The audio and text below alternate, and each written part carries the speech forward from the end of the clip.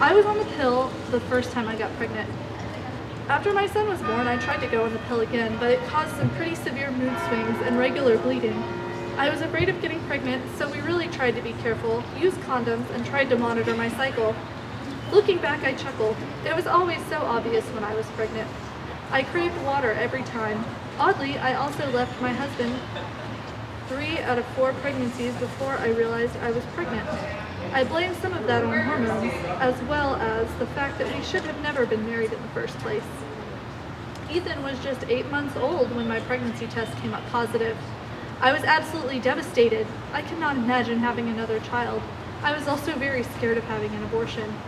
I knew friends who had had them, but I didn't want to be that kind of person. At the same time, I was going to a fundamental Christian evangelical church. I knew God would never forgive me for even thinking of having an abortion. But I just couldn't imagine another baby. I wasn't against abortion, I just never thought that I would have one. To make matters worse, my husband told me that if I had another child, I would be a single mother of 2 at the ripe age of 20.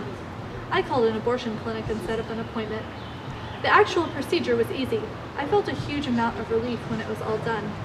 The clinic I went to was, and still is, awesome. From the time I showed up to my appointment after walking through crowds of protesters, to the time I left, it was about 5 hours.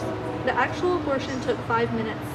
2 of those hours were counseling, as I was pretty terrified and shaken up because of the protesters. They didn't help matters. I made my decision weeks before going into the appointment, and not a whole lot was going to change my mind, especially not random strangers screaming vulgarities at me in the name of God. The worst part about my abortion experience was feeling like I could not tell anyone. I hid it from everyone for a very long time. I struggled with the emotion of deeply loving my son and choosing to terminate this pregnancy. The church was certainly no help, so I stopped going altogether. I finally told my mother, who felt terrible because I didn't feel like I could tell her. She said she would have liked to have been there for me.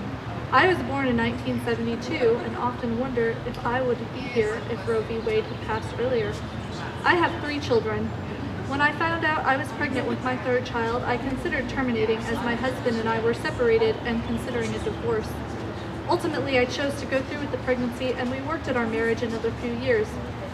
To this day, I am so grateful that I had the option of choosing a safe and legal abortion.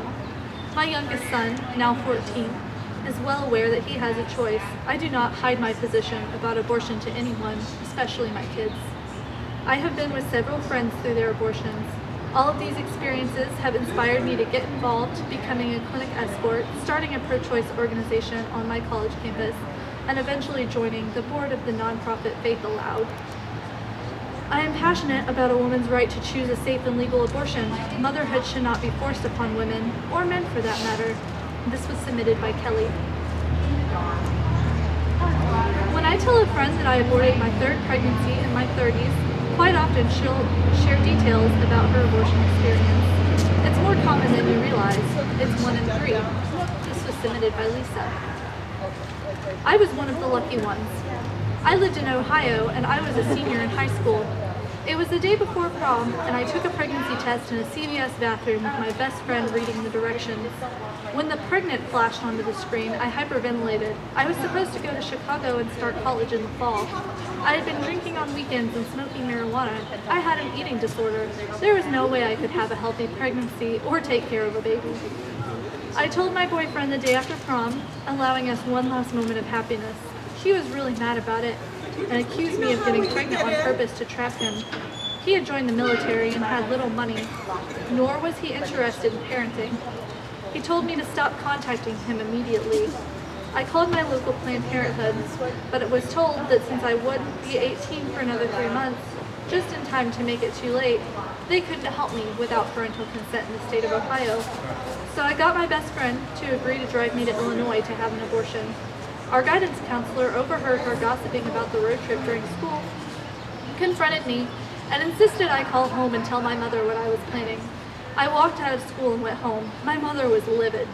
She had raised me to know better, and she was going to run for political office. But she was also supportive. She took me to a private OBGYN at a reputable hospital. The doctor and I discussed my options and what I felt was best, and we agreed that for me, my best option was to terminate the pregnancy. I came back for another appointment a week later with my mother. Why do I call myself lucky? My abortion was done in a private operating room under general anesthesia. I never had to deal with angry mobs of protesters not being able to be put under, or pain at home, as I had a prescription for Vicodin and tetracycline to combat infection and a 24-hour hotline to my doctor in case anything went wrong. I had my mother by my side and financial help. I am so lucky to have had a safety net. I remember nothing about the procedure, but I do remember waking up in the PACU.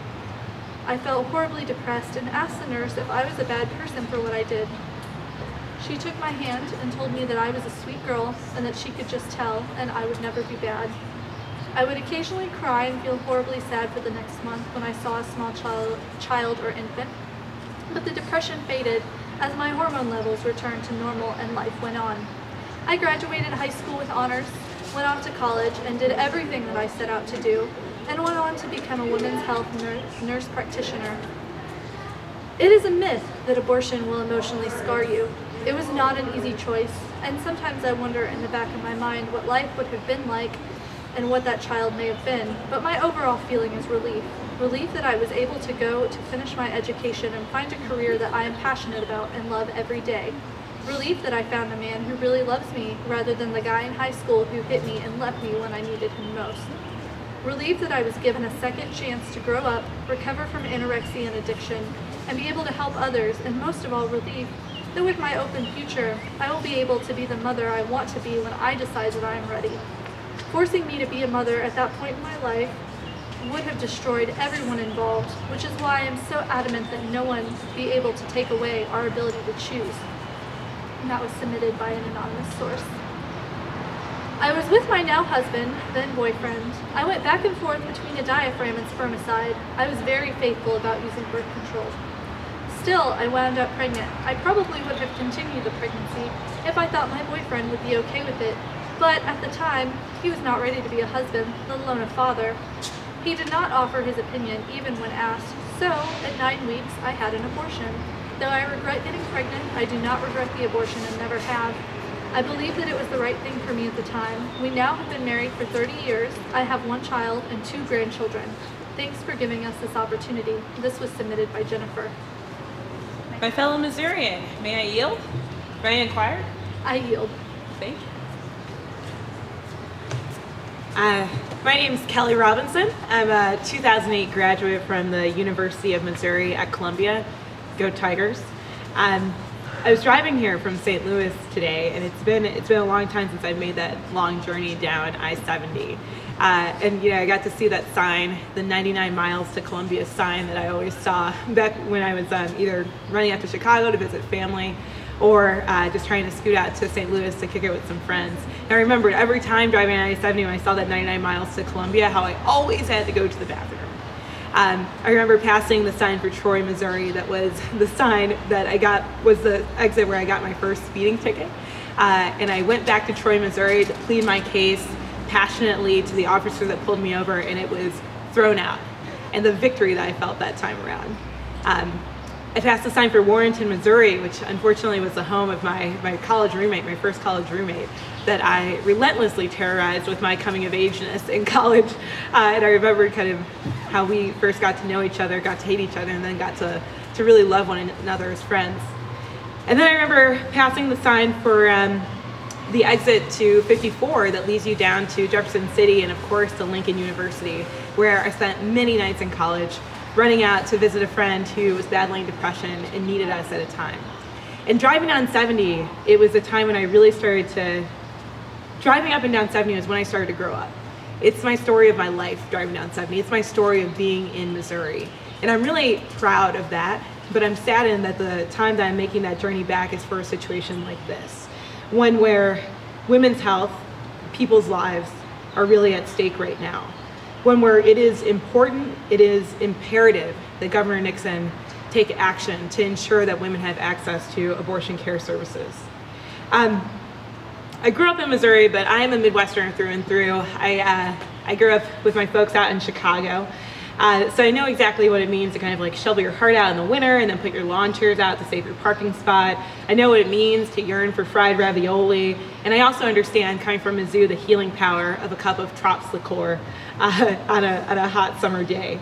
I grew up in the Midwest, and this is a place that's given me strength, resilience, and patience, and a sense of fight that sometimes is more fierce than salons in an elevator. And I'm happy to see that modeled here again as I see the resilience of my fellow Missourians standing up and standing out for women's access, for the access of all families to abortion care. And that's why I'm here. Like I said, I'm hurt and I'm saddened that this is the reason that brought me back, but I'm inspired by the resilience of my community, of my family that is Missouri. That's what brings us together, the unconditional love that we have for one another to ensure that we can live the best lives possible. I come to this work as an advocate for reproductive justice, and when I was growing up, my stepfather, he was a homicide detective, and my mom, she was a bodybuilder, but unfortunately I didn't pick up either of those family trades, and instead ended up pursuing this life of activism and of justice. They themselves had come from generations of Midwesterners, of Chicagoans even, that had experienced gang violence in our communities, to the extent where when a lot of my father's generation and my uncles, when they were growing up, they had to actually leave the state and go to Iowa to escape the gang violence. They came of age at a time when segregation was very real in our community and very active, especially on the south side of Chicago. And even when I was growing up, we saw communities that were pulled apart by the criminal justice system, where we really started to understand the reality of what it meant when folks didn't have enough food but still had to go to school the next day, and what impact that had on their ability to learn. Their experiences and mine growing up in Chicago have taught me a lot about what it means to protect ourselves, our bodies, and our communities. Because at the end of the day, they taught me that our bodies were all that we have. From the horrible incidents that my stepfather saw as a homicide detective in Chicago, to the feats of victory that my mother proved to be possible through her athletic prowess as a bodybuilder, it was clear that our bodies are all that we have, and we must do what we can to protect and defend. It wasn't all negative growing up in Chicago, I have to say. Again, the story of Midwestern resilience was always present. In fact, there was this church that we used to go to in Chicago on the south side, and we had this preacher, and he could preach, and he would go on for hours and hours. I would listen there, so attentive and engaged. And there was one sermon that stood with me as I think about the Midwest, as I think about Missouri, and as I think about the work that we're here to do for each other. He said that there's two reasons that folks come to pray. There's two reasons that folks really start to understand and find their faith. The first is because of prosperity, so to do better in their lived circumstances. And the second is all about salvation. What are we going to do to ensure that our communities can survive? And for me, when I think about the work that we're doing for women's health, for reproductive health, for families, for the health of our community and the wellness of Missourians, it is about both prosperity and salvation. What are we going to do to ensure that our communities can survive and to ensure that they will prosper? In case there is any doubt, we've seen this over the last 50 or so hours, and we will continue to see this. Women's health supporters across the state and the nation are counting on Governor Nixon. We're counting on you to push back against extreme legislation and an intrusive agenda that's going through our legislature at the moment. We need to take swift action, because this isn't just a matter of women's health care. It's not just a matter of health. It is a matter of survival for us all. It's a matter of justice, and it's a matter of human rights. So just to break it down a little bit, like I said, I'm a reproductive justice advocate, and when I use that term, I don't use it lightly, because it really does hold the lives of our communities within the phrase. The term reproductive justice, we saw it first coming around in around 1994. And the definition that we use to define this term, for me at least, comes from Asian Communities for Reproductive Justice, now known as Forward Together. They define reproductive justice as a world where all people have the economic, social, and political power and resources to make healthy decisions about their bodies, their sexuality, and reproduction for themselves, their families, and their communities in all areas of their lives. The economic, social, and political power and resources to be able to make these decisions. That's a powerful statement for me when we're thinking about legislation like the one that's on the table here, because this is taking away folks' economic, social, and political power to be able to make decisions. When we say to put an undue burden on women, and shame them into these long 72-hour wait periods. It is unfair, and it is denying them of their power to be able to be true decision makers in their own lives. Again, this framework is not my framework, it's the framework of my communities, and it is a framework that has been pushing the movement for years. A human rights-based framework, a justice-based one that we can all hold on to. The term reproductive justice first came around in 1994 at the United Nations International Conference on Population and Development. This is an event that took place in Cairo, Egypt, and brought women from around the world, people from around the world together to discuss how we can handle, in a nutshell, in this particular instance, the growing population of our Earth. What are we going to do about it?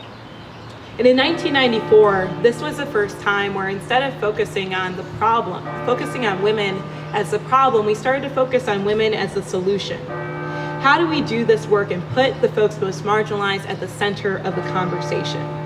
This was a fight that was led by women of color, particularly women of color from the global south, who in this particular case and at that moment were being blamed for the world's overpopulation, where their own interests around what was happening in their communities, around forced sterilization, around violence, around war, all of those experiences were being overlooked in the name of controlling population. And that wasn't the answer then, and that is not the answer now. The term reproductive justice put their experiences at the center and empowered us, those most impacted, to be the real agents of change. The term was created in the global community and spread throughout the world. We see it popping up in Chicago in the 90s, coming down to Missouri, coming all across the country, because this is something that resonated, people understanding our issues as one of justice and one of human rights, rather than looking at people as a problem, looking at people as a solution and the agents of change in their own lives, respecting people, honoring their decisions.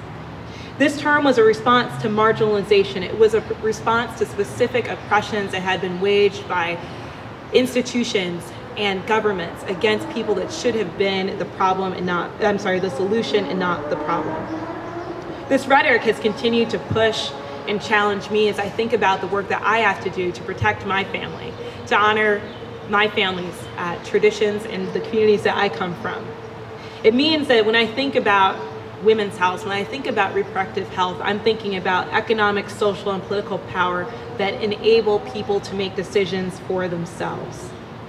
This framework has encouraged me to really start to consider the fact that justice is a true response to oppression and far more than simply a response to the taking away of rights.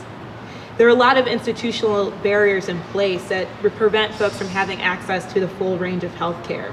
There are governments controlling our bodies, there are institutions controlling our bodies, and unfortunately there are a lot of individuals trying to control and exploit the bodies of women and girls and all people, the labor of women and girls and all people, the reproduction of all of us. These are all at stake. Women's lives are at stake here, and the well-being of Missourians is at stake.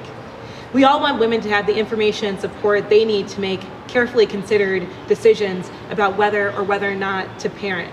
But this bill is absolutely not the answer. In Missouri, women already are burdened by 24 hours that they have to wait, the 24-hour wait period that currently exists. This bill is a further intrusion by politicians. It's not based in real experiences of people's lives. This isn't about helping women. This is about blocking access to safe legal abortion, making it more difficult for real people to get the real care that they need. Again, I have to say it again, this is not about helping or supporting women. This is about blocking access to safe and legal abortion and making it more difficult for women. We have got to be honest about that for ourselves and for our communities if we're going to really respect Missourians and the fights that we've had to face throughout our lives to even get to this point. I want to read a little bit of an excerpt from an article that came out in early April. Reproductive justice advocates don't roll back sterilization consent rules. This article provides the historical context and information about the lingering reproductive inequalities for this fight that's being waged. And again, it really articulates the fact that this fight is being waged on the backs of women, especially women of color. The authors write, women of color created and defined the concept of reproductive justice, which is firmly rooted in a human rights framework that supports the ability of all women to make and direct their own reproductive decisions. These decisions could include obtaining contraception, abortion, sterilization, and/or maternity care. Accompanying that right is the obligation of the government and larger society to create laws, policies, and systems conducive to supporting those decisions. For many underserved women, however, obtaining true reproductive justice has remained an elusive goal. From the 1920s to the 1970s, the ultimate level of denial of reproductive freedom occurred when women of color, low-income individuals, and immigrant women were subjected to routine government-sponsored sterilization without their knowledge or consent. Underserved women in the United States continue to experience disparities that harm their reproductive health. Compounding this problem is the nation's track record of interference with the reproductive lives in these communities. Infamous legal cases also arose in this time period due to the harm caused to women across the country, such as in Buck v. Bell, for low-income white women in Virginia, Ralph v. Weinberg, where young African-American women fought in Alabama, and Madrigal v. Quilligan, where Latinas of Mexican origin fought in California. All of these cases focused on laws and policies authorizing sterilizations of certain individuals without their knowledge or consent for the quote-unquote benefit of society. Abusive sterilization practices became another type of intrusion. Some sterilizations occurred without women's knowledge or consent while they were under anesthesia or even during labor. Providers misinformed women about the permanent nature of sterilization or failed to counsel them about other reversible methods of contraception. If immigrant and low-income women did not consent to sterilization, some authorities threatened them with deportation or withholding of public benefits or treatment. This is just one element of our history of reproductive oppressions, of our history of injustice that the task is really on us to turn around. When it was time for me to go to school, it was a no-brainer to come down to the University of Missouri. The core values of the university said it all to me.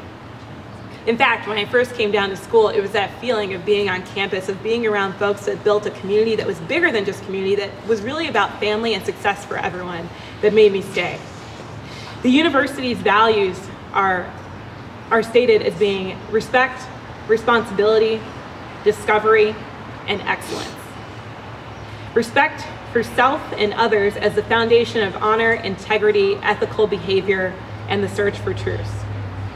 Responsibility to reflect on one's moral obligations and to be accountable to self and others for actions taken. Discovery, in order to gain greater understanding and wisdom.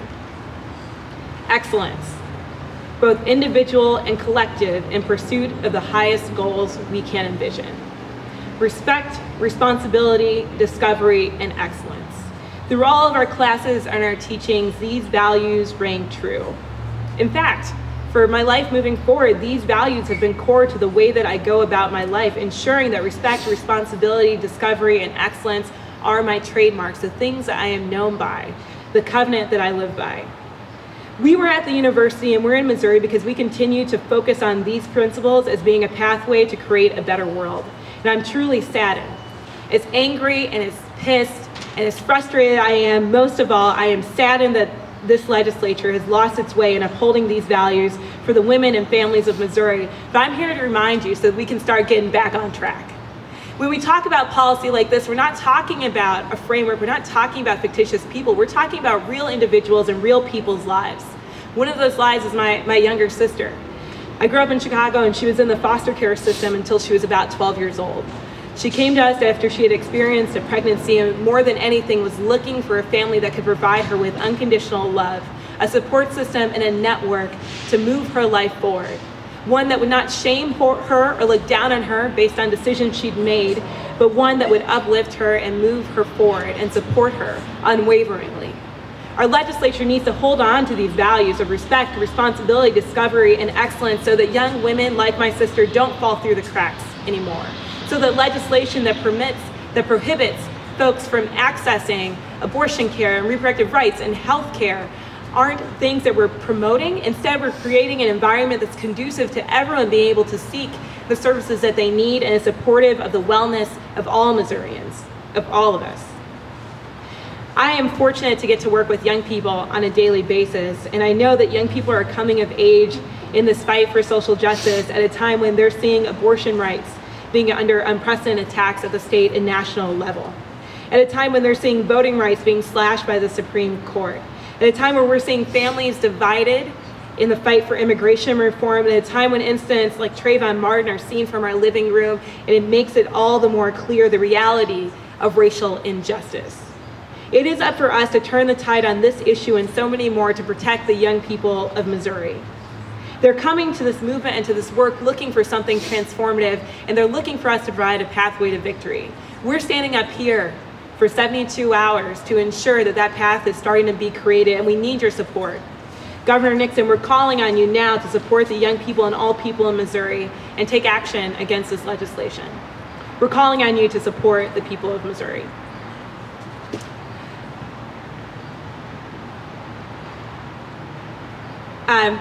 One of my favorite quotes by an activist is Lil Watson. And she says that she's a poet, she's an activist, she's a speaker, and she's got this great quote that I absolutely love where she says, "If you've come here to help, you're wasting your time. But if you've come here to fight because your liberation is wound up with mine, then come on, let's work together." And that sense of togetherness and community is exactly the sense that we need to move the work forward. I inquire of my fellow Missourian. I yield to you. Okay. That was awesome. Appreciate that personal testimony. I'm going to continue reading out of How the Pro-Choice Movement Saved America, Freedom, Politics, and the War on Sex by Christina Page. It's